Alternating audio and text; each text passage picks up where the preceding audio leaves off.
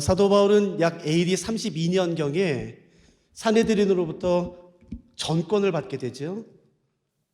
AD 32년경, 라틴어로 C는 라틴어로 대략이라는 뜻이에요. AD 32년경 사도 바울은 사내드린으로부터 그리스도인들을 잡아서 가둘 수 있는 전권을 받게 돼요. 그래서 특별히 이때에는 다메섹에 사는 그리스도인들을 잡아서 가두기 위해 다메섹으로 가는 도중에 예수 그리스도를 인격적으로 만나게 됩니다. 그래서 많은 학자들은 이때를 AD 32년경으로 보죠. 그리고 나서 무려 14년이라는 긴 시간이 지난 이후 AD 약 46년경에 14년이나 지난 어느 날 사도 바울은 드디어 안디옥 교회의 파송을 받아 드디어 전도여행, 사역을 본격적으로 시작하게 돼요. 1차, 2차, 3차, 세 번의 전도여행을 무려 약 10년에 걸쳐서 하게 되죠. 이 당시는 도로도 제대로 돼 있지 않고 숙박시설도 제대로 돼 있지 않기 때문에 이 10년의 전도 여행은 결코 쉽지 않았었습니다. 10년 동안의 1차, 2차, 3차 전도여행, 이때 무슨 일이 있었는지는 고린도서 11장에 잘 나타나 있죠. 40에 한 번 감한 매를 무려 5번이나 맞았어요. 여러분, 이것은 회초리를 의미하지 않습니다. 커다란 몽둥이로 두드려 맞는 것이에요. 법에 의하면 사실은 사형이 40대예요. 40에 한 번 감았다라는 말은 무슨 말이냐면은 너의 신이 너를 살려주면 한번 살아 말아라는 뜻이에요. 문헌에 의하면 대개 40대를 맞을 때에 30대 정도쯤에 죽습니다. 25대에서 30대가 넘어가면 사람들이 정신을 잃어버리고 죽어요.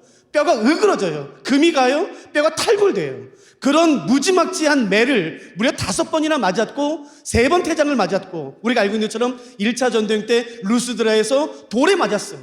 그래서 사람들이 생각했죠. 이거 죽었다. 그래서 돌 맞은 사도 바울을 루스드라 성 밖으로 내버렸어요. 쓰레기처럼. 이거 죽었어. 그런 끔찍한 일들을 이 10년 동안 경험합니다. 제대로 치료받지 못했어요. 여러분, 부러진 뼈가 굳는 데는 여러분 오랜 시간이 걸리죠.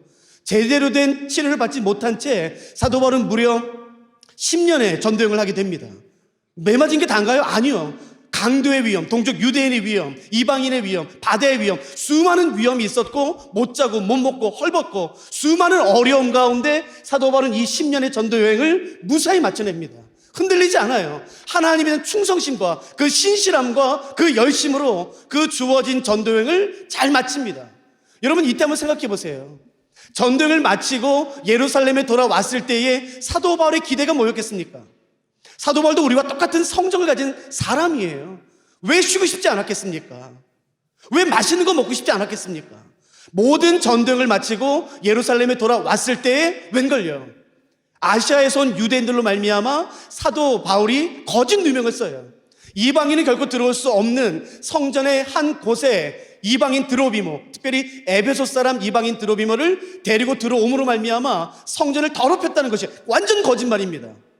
전혀 거짓말이에요. 전혀 사실이 아니에요. 그 거짓 누명을 사도 바울에게 씌워서 잡혀요. 무려 10년의 전도여행을 마치고 돌아온 사도 바울에게 주어진 대가는, 하나님께 헌신한 대가는 초옥이에요. 수치예요. 모욕이에요. 예루살렘 감옥에서 무려 2, 3일 있고 그 다음에 총독 있는 가이사랴로 옮겨져서 2년 동안 있는 동안에 벨릭스, 베스도, 아그리빠 세 사람에게 재판을 받습니다. 근데 다 무죄예요. 근데 풀려나지 않아요. 왜요? 황제에게 상소했어요. 그래서 곧바로 가이사랴에서 2년, 그리고 로마에서 옮겨서 2년 동안 투옥합니다. 무려 4년이에요. 마지막 2년 로마에 있었을 때 로마 감옥의 특징을 오늘날의 법정 용어로 만일에 바꾼다면 아마도 가택연금이었던 것 같아요. 가택연금이라는 것은 뭐냐면은 사도 바울이 자기가 셋집을 구해 그 안에선 마음대로 할 수 있어요. 근데 절대 밖에 나갈 수는 없어요. 자유가 제한된 그 집 안에서는 마음대로 할 수 있지만 집 밖으로는 절대 나갈 수가 없어요. 문제는 뭐냐면은 그 집을 자기가 돈을 내고 구해야 된다는 것이에요. 여러분, 지금 사도 바울 돈이 없어요. 10년 동안 전도여행 했어요.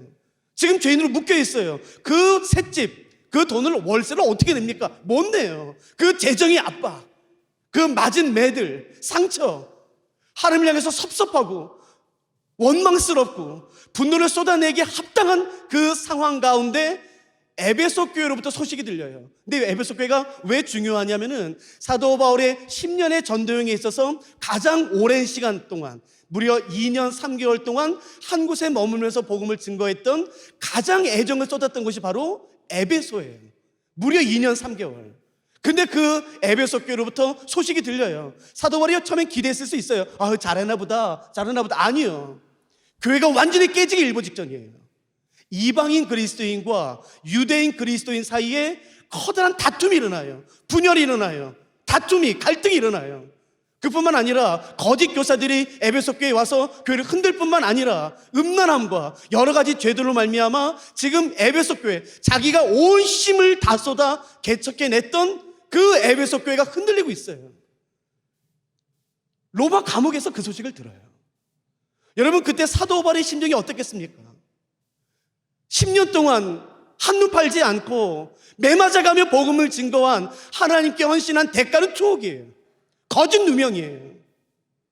상처가 낫지도 않았어요. 4년의 긴 투옥 생활, 재정의 압박, 들리는 소문들, 처참함. 그때 사도 바울이 로마 감옥에서 에베소 교회를 향해 쓴 편지가 이제 오늘 우리가 살펴보려고 하는 에베소서예요. 사도 바울은 그 에베소 교회에 편지를 보내면서 짧게 인사말을 2절을 전합니다. 하나님의 뜻으로 말미암아 그리스도 예수의 사도된 바울은 에베소에 있는 성도들과 그리스도 예수 안에 신실한 자들에게 편지하노니 하나님 우리 아버지와 주 예수 그리스도로부터 은혜와 평강이 너에게 있을지어다라는 아주 짧은 인사말을 전한 다음에 곧바로 본론에 들어가요. 그러니까 1장 3절의 첫 단어가 사도 바울이 에베소 교회에게 하고 싶었던 첫 마디예요. 불같이 뿜어내는. 여러분, 성경 보지 마세요. 아직 보시면 안 돼요. 만일에 여러분들이 그런 상황의 사도 바울이라면 여러분, 남다른 애정을 가졌던 에베소 교회예요. 그냥 남의 교회가 아니라 내 인생에서 가장 애정을 쏟았고 가장 오랜 시간 동안 말씀을 양육했던 바로 그 에베소 교회. 근데 어떻게 그럴 수 있어요? 분노가 치밀어 오르지 않겠습니까? 섭섭하지 않겠습니까? 실망스럽지 않겠습니까? 만일에 여러분들이 사도 바울이라면 그 로마 감옥에서 에베소 교회를 향해 편지를 쓴다면 첫 마디를 뭐로 하시겠습니까? 하나님을 향해서, 하나님 이거 좀 너무한 것 아닙니까? 라는 말을 해도 되지 않을까요? 사도 바울은 짧게 인사말을 전한 다음에 곧바로 이렇게 말해요. 찬송하리로다. 이것을 오늘날 말로 옮긴다면 하나님, 나는 하나님을 찬양합니다라는 뜻이에요. 사도 바울은 이 하나님을 찬양합니다라는 말을 인사말처럼 그냥 습관처럼 하는 사람이었었나요? 어떤 사람은 그냥 말끝마다 할렐루야 하는 사람이 있어요. 그냥 어떤 의미도 없이 그냥 언어 습관 같아요. 할렐루야 할렐루야. 사도 바울도 그렇게 말한 사람인가요? 아니요. 2차 전도여행 때 사도 바울은 빌립보에 갑니다. 빌립보에 갔을 때에 우리는 투옥된 것만, 감옥에 갇힌 것만 아는데 성경을 자세히 보시면 감옥에 갇히기 전에 옷이 완전히 벗겨진 채로 두드려 맞아요. 여러분, 그냥 맞는 게 아니라 옷이 완전히 벗겨진 채로 맞았다고 나와요. 그 수치, 능욕, 모욕, 조롱, 그 아픔, 상처, 그리고 나서는 감옥에 쳐넣었다고요. 그 쇠창살이 있는 족쇄를 채워서. 그 맞은 바로 그날 밤에 사도 바울이 감옥에서 신라와 함께 한 것은 하나입니다. 우리가 알고 있는 것처럼 하나님을 예배해요. 에베소서를 기록했던 그 시기에 사도 바울은 빌립보서를 기록하죠. 그 빌립보서에서 사도 바울은 4장에서 말하죠. 기뻐하라. 여러분 기뻐하십시오. 내가 다시 말하노니 여러분 기뻐하십시오. 그러니까 사도 바울은 하나님, 내가 하나님을 찬양합니다. 내가 기뻐합니다. 여러분 기뻐하세요. 하나님을 예배하십시다. 라는 말을 그냥 습관처럼 하는 사람이 아닌 것이에요. 진심인 것이에요. 만일 사도 바울이 여기 있다면 저는 질문할 겁니다. 바울, 당신은 어떻게 이런 상황에서 하나님을 찬양할 수 있습니까? 당신은 어떻게 이런 상황에서 하나님께 원망하지 않고 분노를 쏟아내지 않고 감사할 수 있습니까? 라고 저는 질문할 것 같아요. 그러면 사도 바울은 분명히 이렇게 대답할 겁니다. 아니, 어떻게 하나님께 원망할 수 있습니까? 아니, 그것 좀 맞았다고? 감옥에 갇혔다고? 누명을 썼다고? 재정적인 압박이 있다고? 그렇다고 내가 어떻게 하나님을 원망하고 분노를 쏟아낼 수 있습니까? 내가 이것이 있는데 라고 말할 거예요. 사도 바울이 가지고 있었던 바로 그것. 아니, 이게 있는데, 우리에겐 이게 있는데 내가 어떻게 그 조금 맞은 것 가지고 그 피곤한 것 가지고, 지금 뼈가 어그러진 것 가지고 내가 어떻게 하나님을 원망하며 불평할 수 있습니까? 라고 말할 거예요. 그렇다면 도대체 사도 바울이 알고 있는, 사도 바울의 손에 주어진 그 비밀은 뭐겠습니까? 그게 바로 1장 3절부터 14절에 나와 있는 것이에요. 에베소서 1장 3절부터 14절에 사도 바울의 손에는 무엇인가 주어져 있는 것이에요. 그것으로 말미암아 사도 바울은 어떤 상황에서도 그 상황에 묻히지 않고 압도되지 않고 그 상황을 뚫고 일어나서 하나님을 예배하며 감사하며 일어날 수 있었던 것이에요. 그렇다면 도대체 사도 바울이 알고 있는, 사도 바울이 깨달은 1장 3절부터 14절에 있는 그 비밀은 뭘까요? 그걸 오늘 저희가 아침에 같이 살펴보려고 하는 것이에요. 시간이 될 때까지 제가 살펴볼게요. 걱정하지 마세요. 제가 늦게까지 안 할 테니까, 시간 되면 딱 멈출 테니까. 한글 성경, 혹시 펜이 있으신 분은 펜을 꺼내세요. 그래서 쓰셔야 돼요. 1장 3절부터 14절은 한글 성경에는 12구절로 나누어져 있습니다. 에베소 1장 3절부터 14절은 한글 성경에는 12구절로 나누어져 있어요. 그러나 잘 들으세요. 헬라어 성경을 보시면 3절부터 14절은 한 문장입니다. 나누어 있지 않아요. 한 문장이에요. 그렇기 때문에 헬라어 성경으로 이 3절부터 14절을 보시면 정직히 무슨 말인지 모르겠어요. 왜냐하면 주어가 여러 개예요. 동사가 여러 개예요. 목적어가 여러 개예요. 동사를 꾸미는 부사, 명사를 꾸미는 형용사가 여러 개예요. 그래서 도대체 이게 무슨 말이야? 알 것 같긴 한데 자꾸 꼬여요. 그렇기 때문에 3절부터 14절을 해석하는 것은 헬라어를 전공한 사람도 쉽지 않습니다. 그러므로 에베소서 1장 3절부터 14절을 반드시 해석할 때는 교역자의 도움을 받는 것을 저는 권면드리고 싶어요. 복음주의 안에, 이 건강한 교회 안에서의 에베소 1장 3절부터 14절을 해석하는 한 두세 가지 방법이 있어요. 그 중에 한 가지를 제가 오늘 소개시켜 드릴게요. 다시 말씀드릴게요. 복음주의 안에서, 건강한 복음주의 안에서 에베소서 1장 3절부터 14절을 해석하는 몇 가지 방법이 있는데, 그 중에 한 가지 관점과 방법을 제가 오늘 설명드릴 테니까 그 방법으로 여러분 오늘 한번 이것을 해석해 보시기를 부탁드립니다. 3절부터 14절이 한글 성경에는 12구절로 나눠져 있지만 헬라어 성경에는 한 문장이라고 말씀을 드렸어요. 근데 감사하게도 여기에는 후렴구가 있어요. 후렴구. 우리가 찬송가를 아시잖아요. 찬송가는 어떻게 되어 있나요? 1절하고 후렴, 2절하고 후렴, 3절하고 후렴. 그 후렴을 중심으로 1절과 2절과 3절을 구분하듯이 감사하게도 3절부터 14절에는 후렴구가 있어요. 그 후렴구가 뭔지 한번 저랑 같이 보시겠습니까? 여러분 펜을 가지신 분들은 제가 밑줄 그라고 할 때 한번 밑줄을 그어보세요. 그게 후렴구니까요. 1장, 에베소서 1장 6절입니다. 6절 말씀을 제가 읽어드릴 테니까 잘 들어보세요. 1장 6절. 이는 그가 사랑하시는 자 안에서 우리에게 거저주시는 바 여기 밑줄 그으세요. 그의 은혜의 영광을 찬송하게 하려는 것이라. 은혜의 영광을 찬송하게. 12절입니다. 이는 우리가 그리스도 안에서 전부터 바라던, 이단 밑줄 그으세요. 그의 영광의 찬송이 되게 하려 하심이라. 영광의 찬송. 마지막 14절이죠. 이는 우리 기업의 보증이 되사 그 얻으신 것을 속량하시고, 이단 밑줄 그으세요. 그의 영광을 찬송하게 하려 하심이라. 후렴구가 3번 나와요. 이게 한글 성경은 약간 다르게 번역이 됐지만 이게 같은 말로 구성되어 있습니다. 그러니까 6절, 12절, 14절. 그러므로 후렴구를 중심으로 3절부터 14절을 어떻게 구분할 수 있냐면요, 3절부터 6절, 그리고 두 번째는 7절부터 12절, 세 번째는 13절, 14절, 이렇게 세 부분으로 나눌 수가 있어요. 나누고 봤더니 그 내용이 명확합니다. 제가 내용을 말씀드릴 테니까, 결론을 말씀드릴 테니까 한번 적어보세요. 3절부터 6절은 어떤 내용이 담겨 있냐면은 우리를 구원하시기 위해 하나님이 어떤 일을 하셨는지가 언급되어 있어요. 우리를 구원하시기 위해 하나님이 어떤 일을 하셨는지가 여기 언급되어 있습니다. 두 번째, 7절부터 12절은 우리를 구원하시기 위해 예수님이 어떤 일을 하셨는지가 언급되어 있어요. 재밌죠? 첫 번째는 우리를 구원하시기 위해 하나님이 어떤 일을 하셨는지, 두 번째 7절부터 12절은 우리를 구원하시기 위해 예수님이 어떤 일을 하셨는지, 마지막 13절과 14절에는 우리를 구원하시기 위해 성령님이 어떤 일을 하셨는지가 언급되어 있어요. 그러므로 3절부터 14절, 에베소서 1장 3절부터 14절에서 말하는 내용은 뭐냐면은 우리를 구원하시기 위해 하나님, 예수님, 성령님, 이 삼위일체 하나님이 어떤 일을 하셨는지가 언급되어 있어요. 여러분, 구원, 우리는 구원하면 언제나 예수 그리스도의 십자가를 생각합니다. 예, 맞아요. 예수 그리스도의 십자가는 구원의 핵심이죠.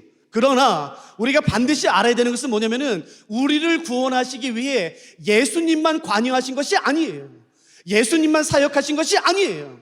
우리를 구원하시기 위해 하나님, 예수님, 성령님, 삼위일체 하나님이 모두 관여하셨고 모두 함께 사역하셨어요. 우리를 구원하시기 위해 하나님께서 동원할 수 있는 모든 능력과 모든 지혜를 다 가지고 와서 우리를 구원하시는 일에 쏟아부으셨어요. 사실은 그렇게 하시지 않아도 돼요. 하나님의 말씀만 받으면 돼요. 저기 가서 경산교회 가서 제 구원해 와, 그러면 돼요. 아니, 천사를 보내셔도 돼요. 천사야, 너 저기 가서 저기 제 구원해 와, 그러면 돼요. 그러나 하나님은 그렇게 하지 않으셨어요. 하나님은 그런 방식으로 우리를 구원하지 않으시고 우리를 구원하실 때에 하나님, 예수님, 성령님, 삼위일체 하나님이 동원할 수 있는 모든 능력과 모든 지혜와 모든 부요함과 모든 풍요함과 그 모든 것을 다 동원하여 우리를 구원하시는 일에 쏟아부으시는 것이에요. 그것이 우리에게 주어진 하나님의 구원이라고 사도 바울이 말하는 것입니다. 여러분, 구원은 인간의 계획이 아닌 것이에요.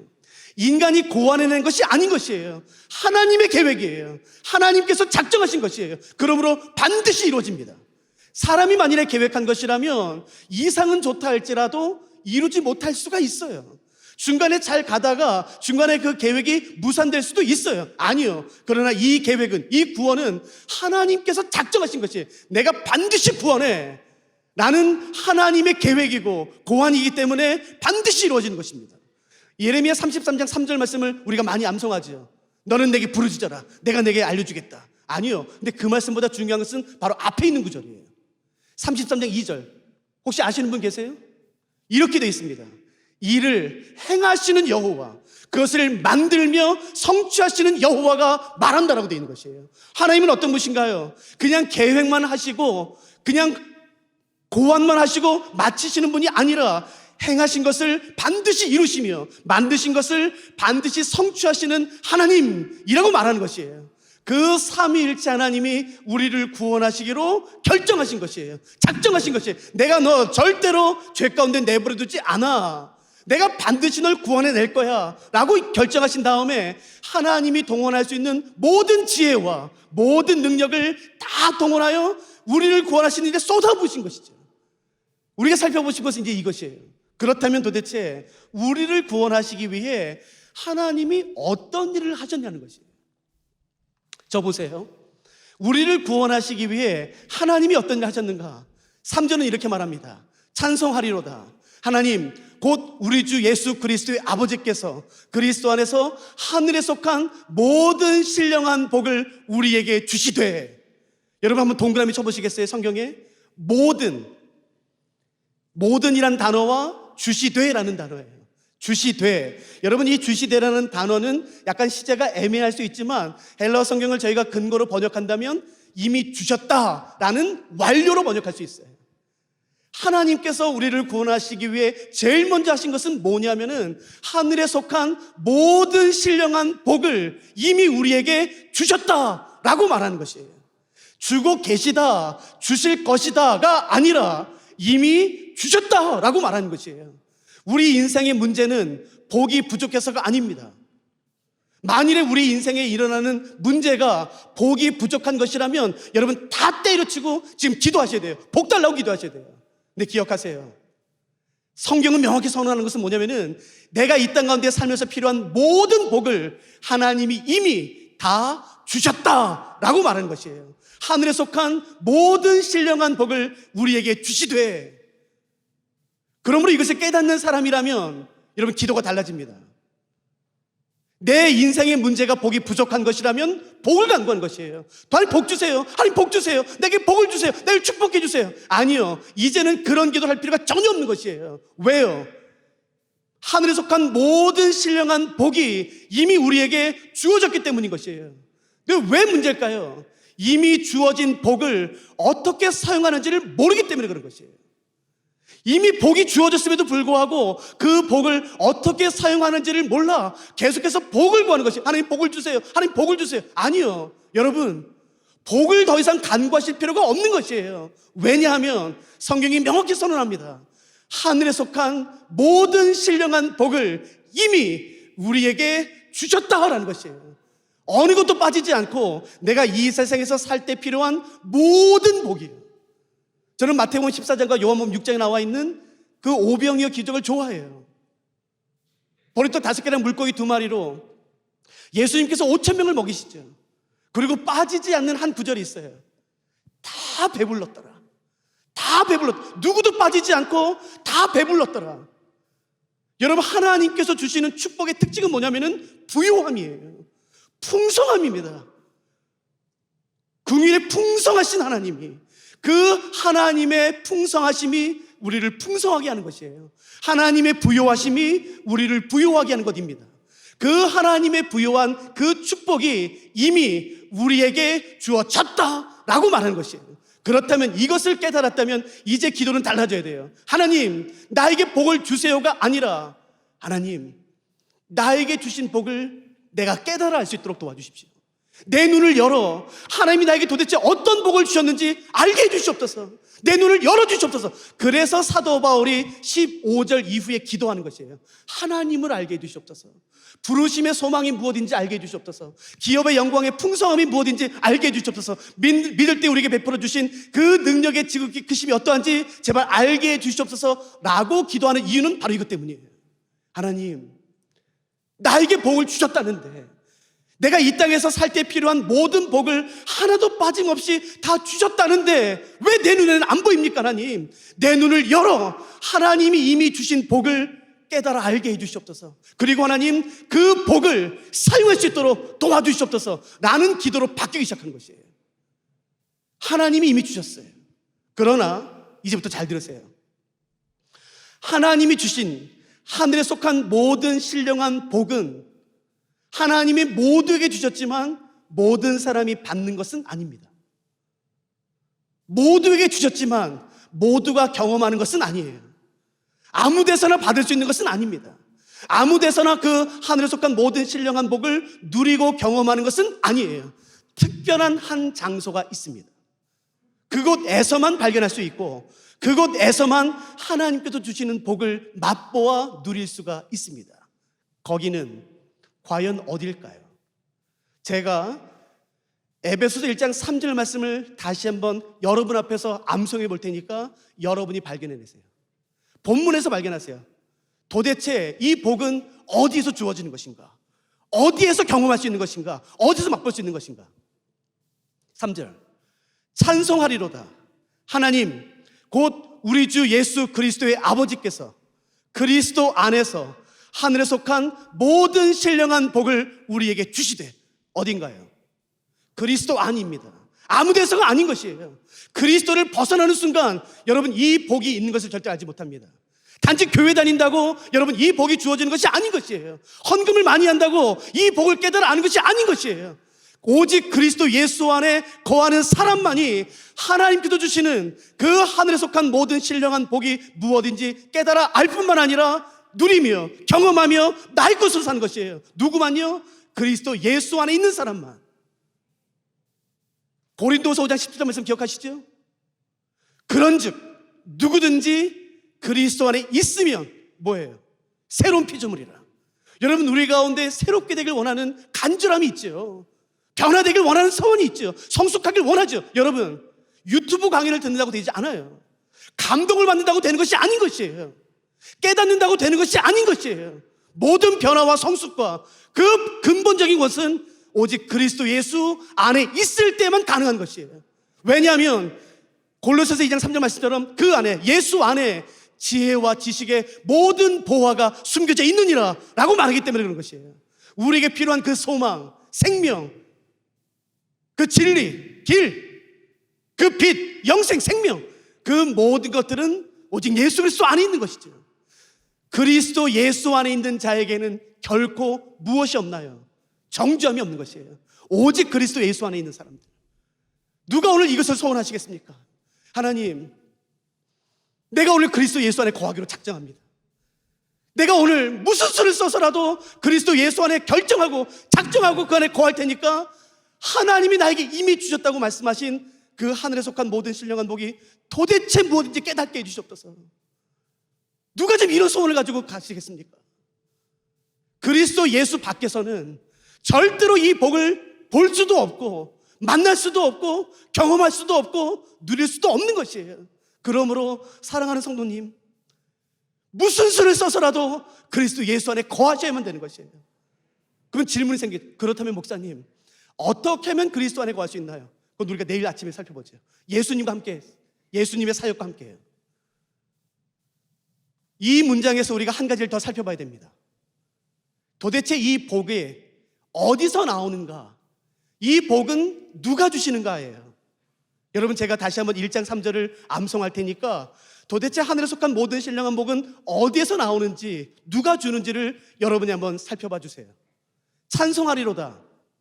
하나님, 곧 우리 주 예수 그리스도의 아버지께서 그리스도 안에서 하늘에 속한 모든 신령한 복을 우리에게 주시되, 이 복은 누구로부터 나오나요? 여러분, 하나님이십니다. 하나님 이외에 다른 누구에게도 그 복은 없어요. 내게 필요한 이 복이, 이 소망이, 이 생명이, 이 능력이, 이 지혜가 어디에서 나오는지를 정확히 알아야지만 왜 중요하나요? 내가 누구에게 기도할지를 결정하는 것이에요. 나에게 필요한 이 생명, 이 소망, 이 회복, 이 변화, 성수, 이것이 누구에게서 나오는지, 어디에서 나오는지를 모른다면 내가 누구에게 기도해야 되는지를 모르는 것이에요. 어떻게 기도해야 되는지를 모르는 것이에요. 성경은 명확히 말합니다.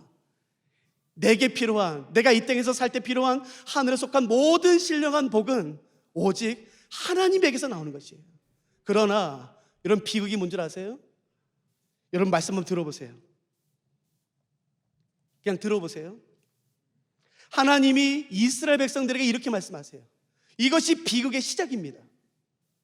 내 백성이 두 가지 악을 행하였나니, 하나님께서 그의 백성에게 말씀하세요. 내 백성이 두 가지 악을 행했어. 첫째는 곧 그들이 생수에 근원되는 나를 버린 것과, 하나님의 백성이 하나님에게 범한 첫 번째 죄악은 뭐냐면은 생수에 근원되신 하나님을 버린 것이에요. 여기서 말하는 생수란 말은 물이 끊어지지 아니하는 샘이라는 뜻입니다. 여러분, 우리가 산에 가면은 옹달샘이 있어요. 아무리 파도 끊어지지 않아요. 바로 그 물을 말하는 것이에요.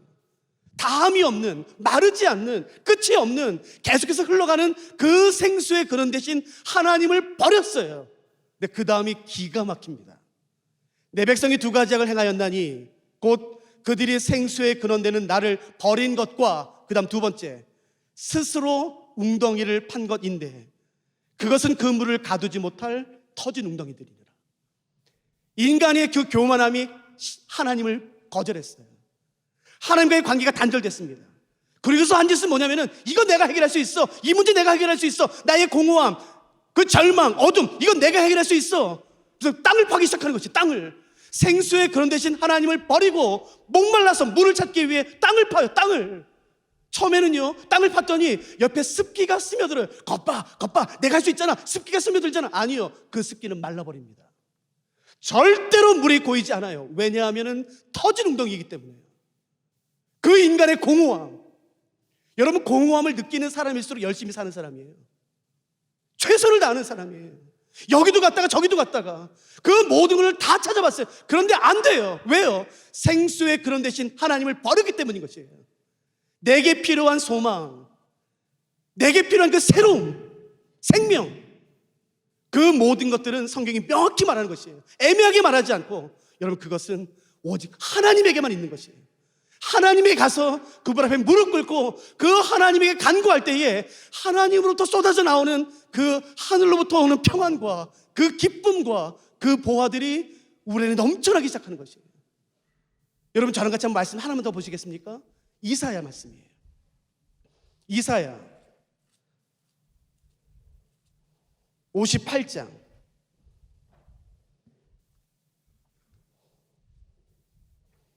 이사야 58장 말씀.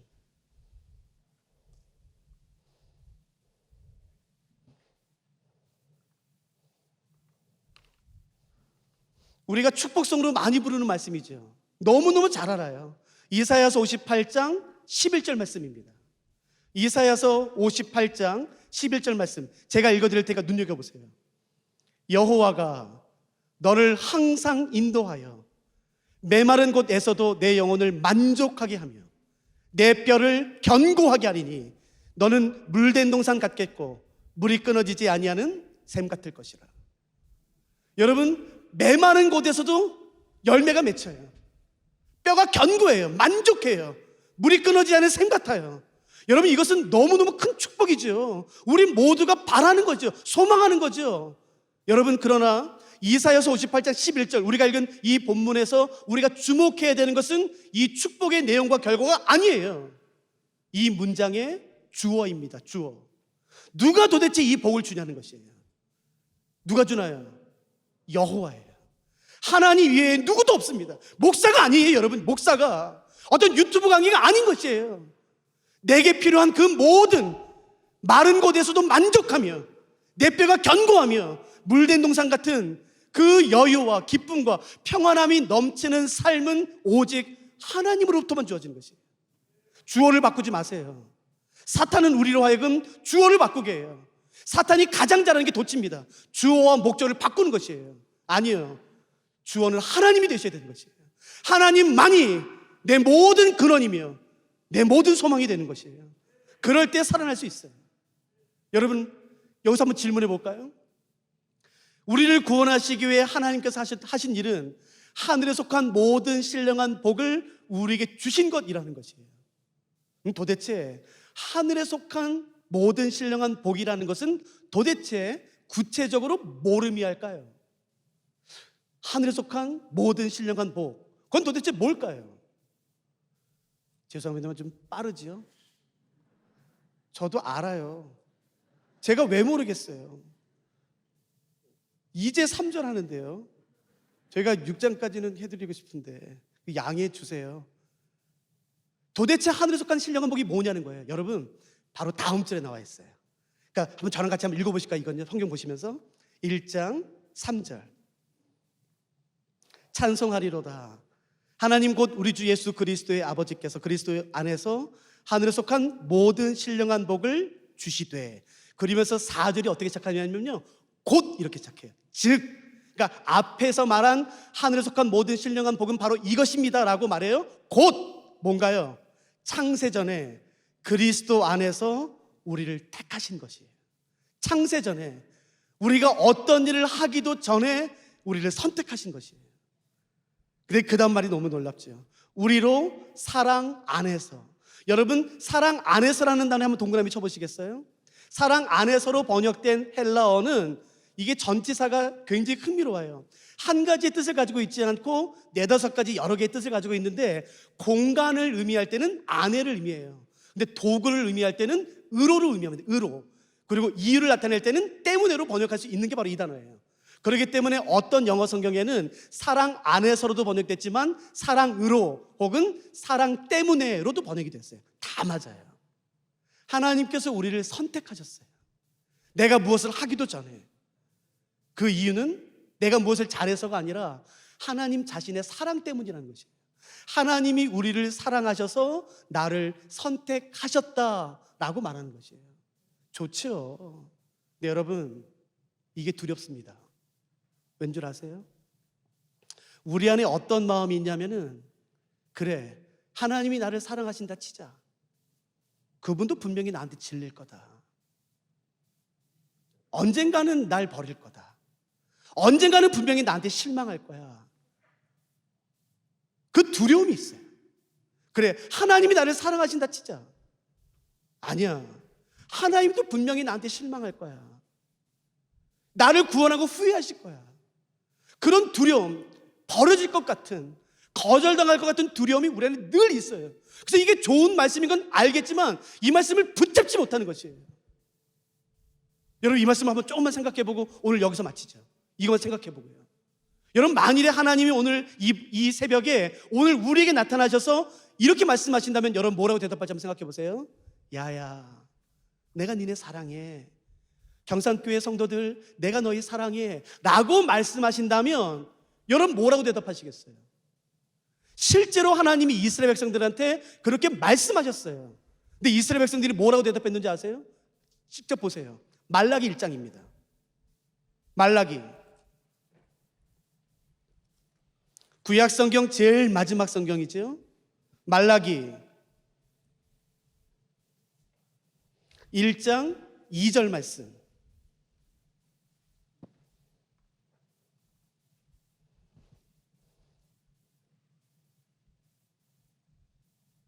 말라기 1장 2절 말씀 읽어볼 테니까 한번 보세요. 성경이 없으신 분은 한번 잘 들어보세요. 제가 읽겠습니다. 여호와께서 이르시되 내가 너희를 사랑하였노라. 맞죠, 제 말이? 하나님께서 이스라엘에게 나타나셔서 실제로 이렇게 말씀하셨어요. 내가 너희 사랑해. 내가 너희 사랑해. 근데 이 말에 대한 이스라엘 백성들의 반응이 기가 막힙니다. 제가 다시 한번 읽어볼게요. 여호와께서 이르시되 내가 너희를 사랑하였노라 하나 너희는 이르기를 주께서 어떻게 우리를 사랑하셨나이까 하는도다. 하나님이 날 뭘 사랑해? 하나님이 언제 날 사랑했어? 그 기도 안 들어줬잖아. 내가 그거 해달라고 했는데 안 들어줬잖아. 그러니까 이스라엘 백성들의 하나님의 향한 그 사랑의 기준은 뭐냐면은 내 소원, 내 기도가 이루어졌냐 이루어지지 않았냐라는 것이에요. 하나님이 날 뭘 사랑해? 이제 와서 왜? 내가 그거 해달라 했잖아. 내 부모 건드리지 말라고 했잖아. 죽이면 안 된다고 말했잖아. 고쳐달라고 했잖아. 그럴 거면서 이제 와서 사랑한대 라고 하나님께 따지는 것이에요. 여러분, 만일 우리 자녀들이에요, 우리 부모에게 그렇게 말한다면 여러분 어떠시겠습니까? 그 비싼 물건이 있다고 쳐요. 안 사주고 싶은 부모가 어디 있습니까? 다 사주고 싶죠. 근데 그게 너무 비싸요? 그 안타까운 마음이에요. 그래서 자녀가 말하죠. 엄마가 날 뭘 사랑해, 아빠가. 그까짓 거 하나 못 사주고. 그 교보, 내가 그 브랜드 있는 거 그거 사달라고 했잖아. 내가 얼마나 학교에서 창피했는 줄 알아? 라는 그 말들. 이스라엘 백성들이 하나님에게 따졌던 것은 뭐냐면은 하나님이 나에게 언제 내 기도 들어줬어? 내가 해달라는 거 안 해줬잖아. 그래서 말을 따지는 것이에요. 하나님을 언제 사랑했어? 그러면서 이스라엘 백성들이 하나님에게 이렇게 말해요. 이건 그냥 들어보세요. 이스라엘 백성들이 이렇게 말한 다음에 하나님에게 뭐라고 말하냐면요, 우리가 본래 하던 것, 곧 우리와 우리 선조와 우리 왕들과 우리 고관들이 유다 성읍들과 예루살렘 거리에서 하던 대로 하늘의 여왕에게 분향하고 그 앞에 전제를 드리겠습니다. 하나님, 이제 우리 당신 안 섬겨. 뭐 이제 와서 우리 당신 섬기래. 하나님 안 섬겨. 나는 하늘의 여왕 섬길 거야. 하나님한테 대놓고 우상 섬기겠대요. 근데 그 이유가 뭔지 아세요? 하늘의 여왕에게 분향하고 그 앞에 전제를 드리리라. 그때에는 우리가 먹을 것이 풍부하며 복을 받고 재난을 당하지 아니하였더니 우리가 하늘의 여왕에게 분향하고 그 앞에 전제 드리던 것을 패한 후부터는 모든 것이 궁핍하고 칼과 기근에 멸망을 당하였느니라. 하나님이 당신 두 번 다시 안 섬겨. 우상 섬길 거야. 그래도 우상 섬길 때 좋았어. 우상 섬길 때 우리가 굶진 않았거든. 근데 우상을 끊고 당신 섬길 때부터 우리가 완전히 망하게 됐어 라고 말하는 것이에요. 이거 완전 거짓말입니다. 100% 거짓말이에요. 이스라엘 역사가 증명합니다. 여러분, 같이 뭐랑 똑같은 거냐면요, 남편이 말하는 거예요. 이제 당신 지겹다, 지겨워. 옆집 여자를 더 좋다는 것이에요. 대놓고 내 얼굴 앞에서. 이게 말이 됩니까? 어떻게 그럴 수 있어요? 어떻게? 당신보다 저 여자가, 저 남자가 여러분, 그것을 내 앞에서 직접 말했을 때 그 내 기분이 어떻겠습니까? 이 말을 직접 듣는 하나님의 심정이 어떻겠습니까? 그리고 나서는 이스라엘 백성들이 한 가지를 더 해요. 들어보세요. 그들이, 하나님 말씀하시죠. 그들이 등을 내게로 돌리고 얼굴을 내게로 향하지 아니하며 내가 그들을 가르치되 끊임없이 가르쳤는데도 그들이 교훈을 듣지 아니하며. 이스라엘 백성들이 하나님 향해서 등을 돌려요. 얼굴을 쳐다보지도 않아요. 여러분, 부부가 같이 잠자리에 누웠는데 남편이, 아내가 상대방을 향해서 등을 돌리고 자요. 여보 나 좀 쳐다봐. 아이 놔. 쳐다보지도 않아요. 여러분, 그 거절감이요, 그 수치요. 아 됐어. 이스라엘 백성들이 하나님에 간 것은 뭐냐면은 하나님이 야야 내가 니네 사랑해. 그러자 이스라엘 백성의 대답은 당신이 뭘 우리를 사랑해? 당신이 언제 우리를 사랑했어? 이제 당신 안 섬겨. 그리고 하나님께 대놓고 우상 섬기겠다고 말해요. 그리고 등을 돌립니다. 획 돌았어요. 얼굴을 쳐다보지 않아요. 자, 만일 여러분들이 하나님이라면 그런 이스라엘 백성들을 어떻게 하시겠습니까? 이 이스라엘 백성들이 어떤 이스라엘 백성들인지 아세요? 430년 동안 애굽에서 종노릇하던 그런 허드렛하던 노예도 살다가 죽을 수밖에 없는 사람들을 하나님이 전적인 은혜로 구원해 내신 백성들이에요. 그냥 쓰레기처럼 살다가 죽을 수밖에 없었던 그 사람들 하나님이 전적인 은혜로 구원해 내서 살려놨더니 이렇게 말하는 것이에요. 만일에 여러분들이 하나님이시라면 어떻게 하시겠습니까? 제가 그냥 읽어드릴게요. 하나님이 어떻게 하셨는지. 제가 본문을 그대로 읽어드릴 테니까 한번 보세요. 이스라엘에 대하여 이르되 순종하지 아니하고 거슬러 말하는 백성에게. 맞아요. 참 이스라엘 백성들 순종하기 거절해요. 싫어해요. 그리고 거슬러 말해요. 이 거슬러 말했다는 말은 굉장히 완곡하게 표현한 것이고 쌍욕을 했다는 뜻입니다. 여러분, 실제로 번역하면 이게 너무 거룩하게 번역되기 때문에 그런 거죠. 이스라엘 백성들이 하나님을 향해서 거침없는 욕지거리를 했어요. 순종하지 않았어요. 그런 이스라엘 백성들 향해서 하나님이 어떻게 했는지 보세요. 이스라엘에 대하여 이르되 순종하지 아니하고 거슬러 말하는 백성에게 내가 종일 내 손을 벌렸노라. 그 등 돌린 이스라엘 향해서 하나님이 수천 년 동안 하신 것은 뭐냐면은 손을 내미는 것이에요. 나 한번 쳐다봐. 얼굴 나 한 번만 쳐다봐. 한 번만 봐. 됐어 하나님. 두 번 다시 섬기지 않아. 라는 그 버릇없는 이스라엘 향해서 하나님이 계속해서 하신 것은 뭐냐면은 끊임없는 사랑을 구하신 것이에요. 나 한 번만 봐. 그때 너 그 기도 제목 들어주면 안 되는 거야. 그때 그 기도 제목 이루어지면 안 되는 거야. 그래서 내가 거절한 거야 라고 아무리 말씀하셔도 듣지 않아요. 그 이스라엘 향해서 하나님이 끊임없이 손을 내미세요. 그러고서 하신 그 유명한 말씀이 이 말씀입니다. 하나님의 은사와 부르심에는 후회하심이 없느니라. 하나님이 이렇게 말씀하시는 거예요. 그래도 내가 너 사랑한 거 후회 안 해. 그래도 내가 너 내 백성 삼은 건 내가 후회 안 해. 라는 분이 하나님이세요. 여러분, 그분의 사랑은 절대 변하지 않습니다. 그래, 하나님이 나를 사랑한다 치자. 하나님도 분명히 나한테 실망할 거다. 내가 이렇게 행동하면은 하나님 분명히 실망할 거다. 절대 실망하지 않아요. 그 사랑은 절대 변하지 않아요. 왜냐하면 하나님 자신이 사랑이시기 때문에 그래요. 하나님이 우리를 선택하셨습니다. 창세전에 사랑하기 때문에 하늘에 속한 모든 신령한 복을 우리에게 다 주셨으며 그리스도의 손에 거함으로 말미암아 그 복이 나의 것이 되도록 하셨어요. 나한 사람, 아무 쓸모없는 나한 사람 구원하시기 위해 하나님은 천사를 보내셔도 됐지만 그냥 나사로를 살리시듯이 그냥 말씀 한마디로 구원하셔도 됐음에도 불구하고 아니요, 하나님 그렇게 하지 않으셨어요. 나를 구원하시기 위해 그 삼위일체 하나님은 하나님이 동원할 수 있는 모든 지혜와 모든 능력과 그 모든 것을 다 동원해서 나 한 사람 구원하시는데 온 힘을 다해 쏟으셨어요. 그것이 사도 바울이 깨달은 것 중에 일부예요. 하나님이 하신 것. 우리가 내일 새벽에는 그러면 도대체 우리를 구원하시기 위해 예수님은 어떤 일을 하셨는가를 살펴보고 싶은 것이에요.